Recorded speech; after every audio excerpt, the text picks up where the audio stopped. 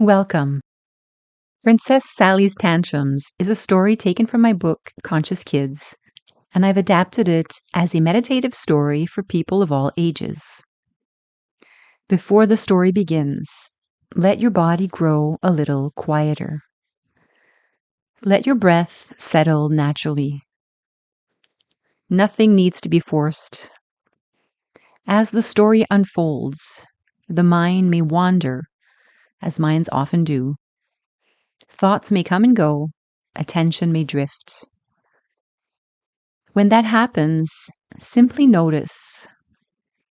No need to judge, no pressure. Instead, gently return to the sound of my voice, to the images the story creates in your mind, and to the quiet rhythm of your breath. This is also an invitation to pay attention to whatever sensations come up in your body, whether these are comfortable or uncomfortable. See if you can unconditionally allow them to be there and to be fully felt. Let the story become a gentle doorway into the art of allowing life to be as it is. Let us begin now. Princess Sally's Tantrums. There once was a kingdom where every castle tower, hallway, and garden hedge had been arranged around one very important mission: keeping Princess Sally perfectly pleased.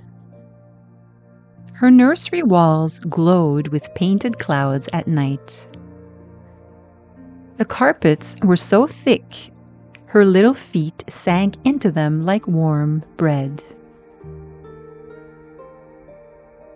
Her toy chests overflowed with golden figurines, painted blocks, silk dolls, jeweled puzzles, and music boxes that played whenever she sighed. Even the royal gardens had been redesigned, so the flower beds spelled out her name, Sally. From the day she was born, the king and queen believed that love meant protecting their daughter from every wrinkle of discomfort. If Sally whimpered, a jester was sent to juggle flaming torches. If she frowned, a musician appeared with cheerful tunes. If her lower lip trembled, the royal sweet maker rushed in with sugared almonds, honey cakes, and cream-filled pastries shaped like swans. By the time Sally could walk, the whole castle had learned one rule: the princess must not be upset. She always won every game. Chess pieces fell over by accident. Racing footmen tripped on invisible stones. If it rained on the day of her picnic, servants held painted blue canopies above her head and whispered, "Look, Your Highness, a perfect sky." For a while, Sally seemed happy. But slowly, something inside her grew less peaceful, not more. The smaller the discomfort, the larger her reaction became. First came the tight feeling in her chest, then the heat rising up her neck, then the little storm in her hands, and then out came the shouting. "This crown is too heavy. The sun is too bright. This soup stinks." The castle trembled with her moods. Servants scattered. Jesters hid behind curtains. Even the king and queen began tiptoeing through their own halls. One afternoon, Sally was riding through the village in the royal cart, chin resting in her hand, when she saw children playing tag in a meadow. They ran barefoot through the grass, laughing wildly, hair tangled, cheeks flushed, not caring who won or lost. Sally sat up. Stop the cart. I want to play. Before her nanny could whisper to the children that they must let the princess win, Sally leapt down and joined the game. At first, she loved it. The wind rushed past her face. The grass brushed her ankles. Her heart beat quickly in her chest. But soon, her slippers pinched. Her lungs burned. Sweat glued a strand of her hair to her forehead. And no one slowed down for her. Let me tag you, she ordered. The children laughed and ran faster. Sally's face grew hot. Her shoulders locked. Her hands curled into little fists. Stop! I command you. But the meadow did not obey. The children did not obey. The wind did not obey. The grass did not obey. Sally stormed back to the cart, kicked the cushion, punched the air, and cried until she was too tired to keep shouting. When she finally quieted, she whispered, I'm lonely. I want a friend. The king and queen exchanged nervous glances. A real friend might say no. A real friend might disagree. A real friend might not always be convenient. So they chose something safer. Any animal you wish, said the queen. Sally thought carefully. A piglet, She said at last. the sweetest, cleverest, most loving piglet in the kingdom.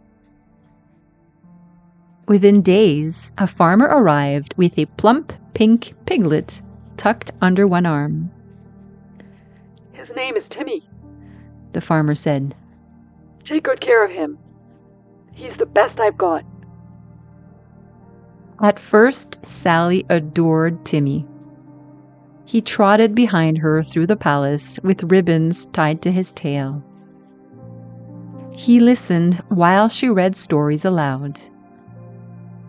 He slept on a cushion beside her bed and snored softly, which Sally found both irritating and comforting.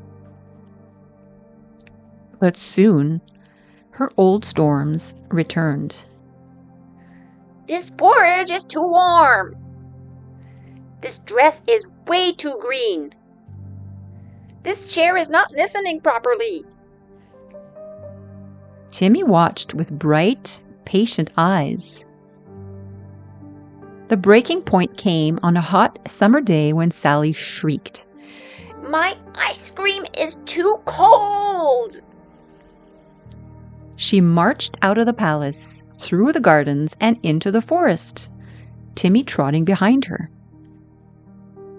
For the first time in her life, no one followed. No jesters, no musicians, no sweet makers.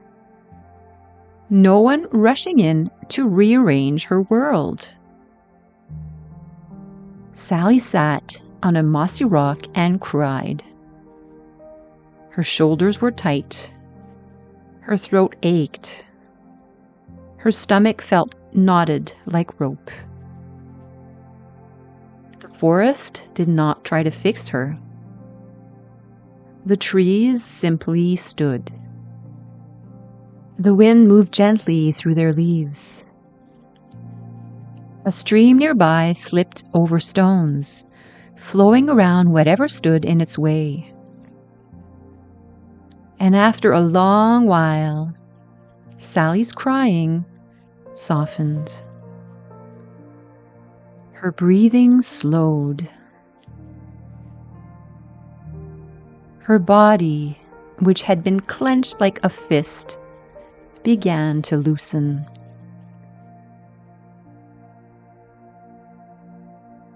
You see, Said a voice beside her.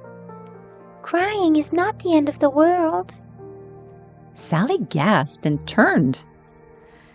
Timmy twitched his snout. You can talk? When necessary. Said Timmy. Sally stared at him. And apparently, He added.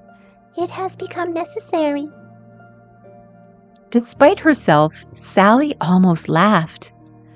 Timmy sat beside her on the moss. You have been taught a very, very strange thing. He said. You have been taught that happiness means getting the world to behave. Sally wiped her cheeks. Well, shouldn't it? Timmy looked up at the trees. Did the sky become less blue when you disliked it? No. Did the meadow children stop running when you commanded them? No.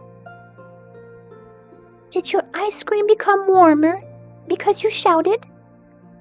Sally frowned. No. Then perhaps the problem is not that life refuses to obey. Timmy said. Perhaps the problem is believing it must obey before you can be peaceful. Sally was quiet. The stream continued moving, around stones, around roots, around fallen leaves, never arguing with the shape of the forest. But I feel awful when things don't go my way, Sally said. Yes, Said Timmy. and that feeling is not your enemy. It is a messenger. It tells you something inside is resisting what is already here. Sally placed one hand on her stomach. The knot was still there, but softer now. What am I supposed to do with it? Timmy flicked one ear. You have 3 wise choices. If something can be changed, change it. If it's right to leave, leave. And if neither can happen in that moment, practice accepting what is already here. Sally wrinkled her nose. That sounds terrible. It often does, Said Timmy. until it becomes freedom. That night, the forest became her teacher. When Sally's stomach growled, Timmy showed her berries growing near the stream. She changed what could be changed. When thistles scratched her legs, she stepped away from the prickly path. She left what did not need to be endured. And when an owl hooted in the dark and fear tightened her chest, there was nothing to change and nowhere to run. So she sat by the small fire Timmy had helped her build. The flames rose and fell. The wind moved through the trees. The stream kept flowing over stones. Sally placed both hands on her belly and let the fear be there.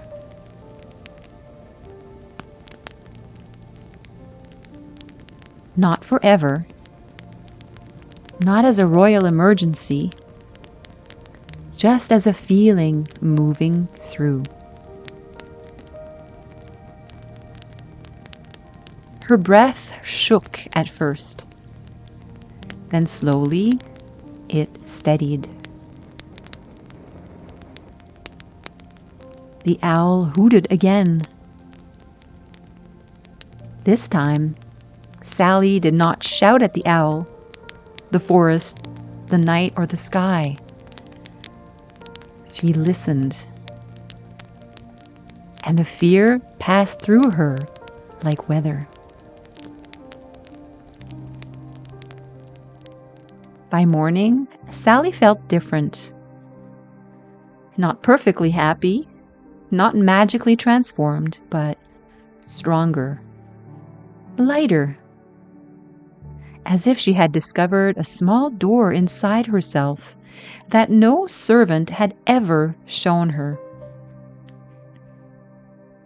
When she returned to the palace, the king and queen rushed toward her in panic.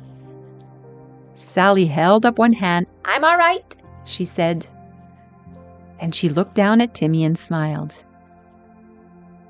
"No one will believe you can talk," she whispered. "Most people miss the obvious," Timmy replied. So Timmy remained her secret. From then on, whenever Sally felt the heat rise in her neck or the storm gather in her hands, she began to pause. Sometimes she changed what could be changed. Sometimes she left what did not serve her. And sometimes, when nothing could be changed right away, she practiced letting life be as it was. The crown could be heavy. The sun could be bright. The soup could look suspicious. And still, she could breathe. In time, the castle changed too. Games were no longer arranged for Sally to win. Rain was allowed to be rain. And the gardens no longer spelt only her name. They bloomed in every direction. Wild, colorful, imperfect, alive. Sally still had moods. Of course she did. Even princesses have weather. But she no longer believed every discomfort was a command to rearrange the world. Sometimes a feeling was simply a feeling. A wave, a cloud, a visitor passing through. And every now and then, when the royal kitchen served ice cream that was clearly far too cold, Sally would lift her spoon, glance at Timmy, and take a smaller bite. Because peace, she had learned, was not found in getting everything her way. Peace began when she stopped fighting the moment she was already in. And somewhere nearby, Timmy would snort softly to himself, pleased that his work with the royal family was finally making progress. And when you're ready, come back to the room, come back to your body, and gently open your eyes.